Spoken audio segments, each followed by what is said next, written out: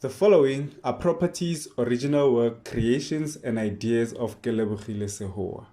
The ElementRings brand includes, but is not limited to, the ElementRings Pty Ltd company, the ElementRings script, comic book or manga script, characters, movie script, ElementRings merchandise, and Negu brand. All rights claimed and reserved by Botlhale Sehoa. Hello and welcome back to ElementRings. We are going to continue from where we left off, but before that, a quick recap. The time for Botlhale and his family to go to Menlyn Mall had finally arrived. The principal of the school had told Botlhale to never bring a case to school any longer or he'd have to confiscate it. On the other hand, Botlhale's father had better not be late or he'll get an earful from his boys. If you are new here, please check out the previous videos before jumping into this one. Now that that's out the way, let's continue with the story. Botlhale and Tisetso exited the schoolyard and found Tlhalefang and Otlhalefile where their parents normally picked them up. Tisetso's parents were the first to arrive. "See you at the promised land, boys," Tisetso said as he entered his dad's car. Jonathan, Tisetso's father, poked his head out of the window and said, "Hey, Pilafela boys, why are you standing over there as if you are afraid of us? Get over here." Botlhale and his little brothers approached the car. One of the windows slowly opened and from it, Tisetso's sister, Lethabo, poked her head out and said, "Hey, you guys." Tlhalefang and Otlhalefile went nuts as soon as they saw her and they said, "Sister Lethabo." They even opened the door so they could give her a hug. Botlhale waved his hand at her. "How are you guys doing?" Lethabo asked. "We are going to Menlyn Mall, so we are doing fantastic," Tlhalefang said. "Oh yeah? That's super cool, isn't it?" Lethabo asked. Otlhalefile replied, "It is. We are just waiting on our mommy and daddy to pick us up."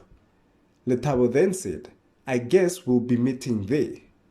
Tlhalefang and Otlhalefile's faces lit up when Lethabo told them they'll be meeting there. Tisetso's mother, who was also in the car, looked on as Lethabo and Botlhale's little brothers embraced each other. "Aren't you boys going to greet me too?" asked Rakhadi, Tisetso's mother. "Ha! Rakhadi, Rakhadi!" Otlhalefile said, while jumping over seats to get to Tisetso's mother. This made Tisetso laugh while covering his mouth. "How are you, my boy?" asked Rakhadi. Otlhalefile didn't answer. All he did was hug her tighter. Rakhadi hugged him back even tighter. It was nothing but a jolly moment between Botlhale's brothers and Tisetso's sister and mother. Jonathan, Tisetso's father, got out of the car to greet Botlhale. He shook his hand and then Botlhale noticed the ring on Jonathan's right hand. The middle finger, to be exact. The ring had the symbol of an eye on it. "Ntate Matla," Botlhale said. "Yes, my boy. How are you doing?" Botlhale replied, "The words to explain haven't been invented yet." Jonathan laughed and said, "You are one crazy kid. I've always liked that about you." Botlhale blushed. He and Tisetso's father had a bond. Jonathan was like his second dad. Another car approached and parked beside them. It was Botlhale's parents. Zakes sounds the hooter and the little boys ran from Jonathan's car and into their dad's. "Jonathan Matla, haven't seen you in a while," said Zakes, who got out of the car immediately after parking it. "Zakes Pilafela, how's it mfethu? I see you still have that classic car of yours in one piece." For those who don't understand, mfethu basically means my brother or brother. Zakes replied, "You know I don't play around when it comes to this gem of mine." They kept talking as their wives greeted each other. "Matlogonolo, you look good," said Rakhadi. "The same can be said about you," Matlogonolo said, while they hugged each other. Lethabo, you've grown. You're a young woman now. I bet you've even started cooking, said Matlhogonolo.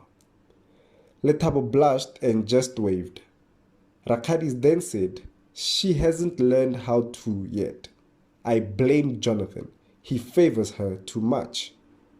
Matlhogonolo leaned over to Lethabo and whispered, learn how to cook. It might come in handy one day. As the women were having their talk, all the boys and men had entered their respective cars. Jonathan started his car's engine and it was loud. So loud that it gave Matlhogonolo a fright, and then he said, hello, Matlhogonolo. Matlhogonolo didn't even stick around to respond. She immediately ran into Zakes' car after Jonathan's started. Jonathan and his family laughed at Matlhogonolo and drove off. Dad, follow that car, Botlhale said with an excited tone. Tlalefang said, Dad, you were late and you promised you wouldn't be. Zakes replied, relax.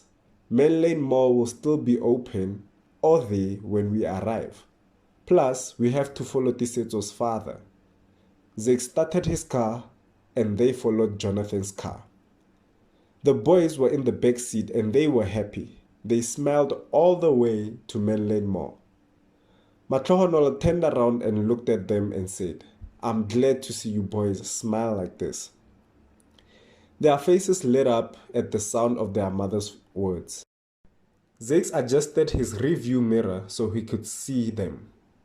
He then asked, are you boys ready for the best day of our lives? The boys screamed, yes! Botlhale could see his father looking at him through the rearview mirror as he was driving.